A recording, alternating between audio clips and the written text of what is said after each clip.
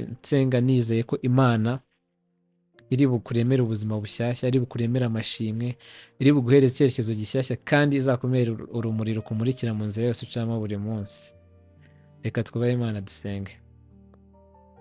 Mana nziza, Mana ishobora byose, turagushima kuri Imana ikomeye, turagushima kuri Imana igira impuhwe, turagushima kuri Imana y'inyembabazi. Utubabarire ibicumuro byacu Mana. Mana utubabarire, ni kenshi tutana tukava mu nzira udushiramo tukajya ku nzira dutegekwa n'umubiri tukagukosereza Mana, tukagwa mu cyaha Mana. Ariko uri Imana nziza, uri Imana yadusezeranyije ko uzababarira uwihannye. Mana utubabarire ibicumuro byacu Mana, utubabarire ibyaha byacu Mana, uduhereze umutima ugushakisha buri munsi, umutima uboneye, umutima ugukunda Mana, umutima umenetse Mana. Utwereke inzira nziza yo kunyuramo kugira ngo tuze tugana ubwami bwawe.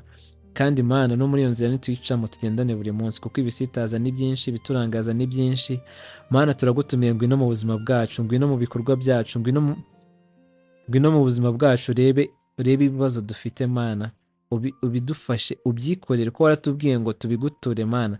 Bifata ubirandure mu buzima bwacu. Uri Imana itisubira, uri Imana yubahiriza isezerano Mana. Uko wagendanye na basogokuruza bacu, ngwino ugendane natwe. Hari isezerano wahaye sogokuruza wacu Aburahamu, uramubwira ngo ubwoko buzamuturukaho uzawuheza umugisha mu izina rye. Mana tugusabye umugisha uturuka ku isogokuru wacu Aburahamu Mana.